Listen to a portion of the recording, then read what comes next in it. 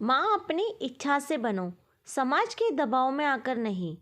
घर पहुंचकर मान्यता ने जोर से पर्स सोफे पर फेंका और वहीं पसर गई।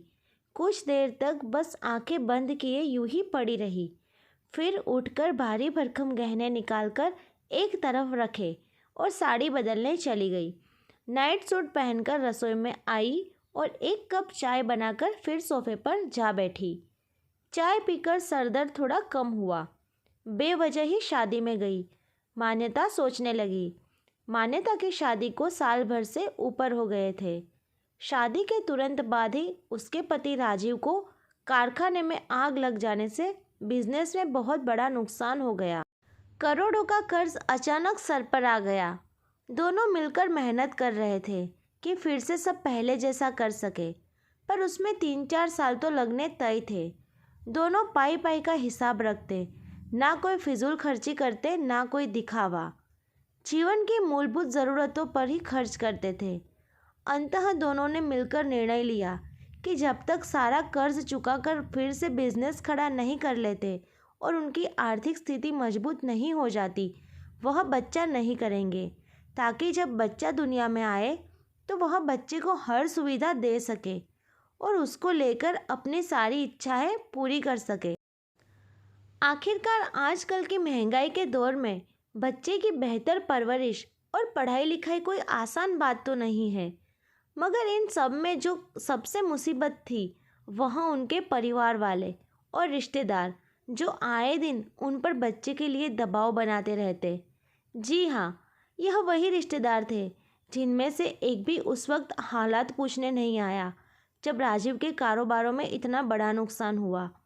आर्थिक मदद तो दूर की बात रही, मान्यता के लिए स्थिति ज़्यादा मुश्किल हो जाती, क्योंकि जब भी उसका ससुराल जाना होता तो सभी लोग उसके पीछे पड़ जाते कि खुशखबरी कब सुनाओगी। जितने मुंह उतनी बातें होती।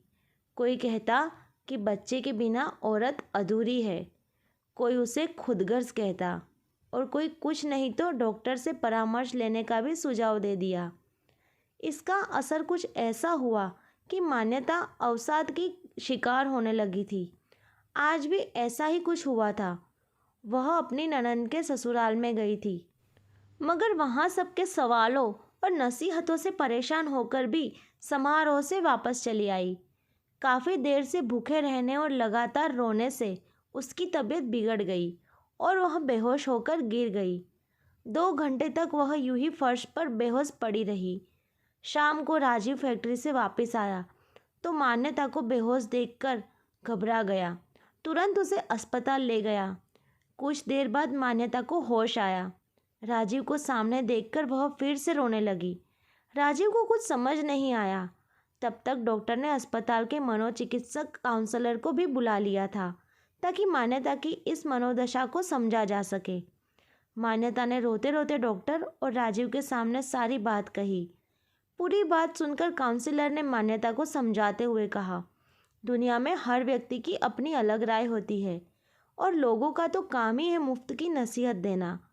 जब तुम अपने जीवन की चुनौतियों का सामना खुद करती हो, अपनी जिम्मेदारियां खुद निभाती हो, तो इनमें से कोई भी ना तो मदद के लिए आता है, ना तुम उनके पास मदद के लिए जाती हो। तो फिर ऐसे लोगों की बातों को इतना महत्व क्यों देना कि वह तुम्हें तकलीफ पहुंचा सके।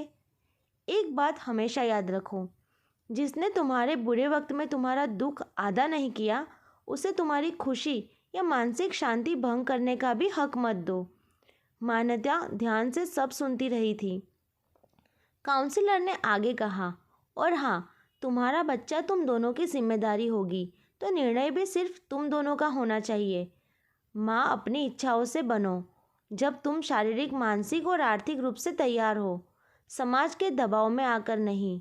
लोगों का तो काम ही है दूसरों के जीवन में टांग अड़ाना, समझी। मान्यता ने मुस्कुराकर हाँ में सिर हिला दिया।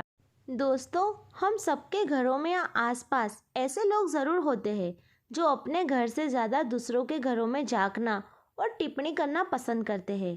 किसको कब शादी करनी है, कब बच्चा करना है, यह फैसला उसी व्यक्ति का होना चाहिए। किसी के निजी मामले में टांग अड़ाना मेरे हिसाब से तो सर्वथा गलत है और अनावश्यक भी। फिर चाहे वह आपका पड़ोसी हो, रिश्तेदार हो या कोई अपना खास। कुछ कुछ फैसले ऐसे होते हैं जो हमें किसी पर थोपने का हक नहीं होता। इस विषय में आपकी राय कमेंट करके ज़रूर बताइए। वीडियो को लाइक और शेयर ज़रूर करें।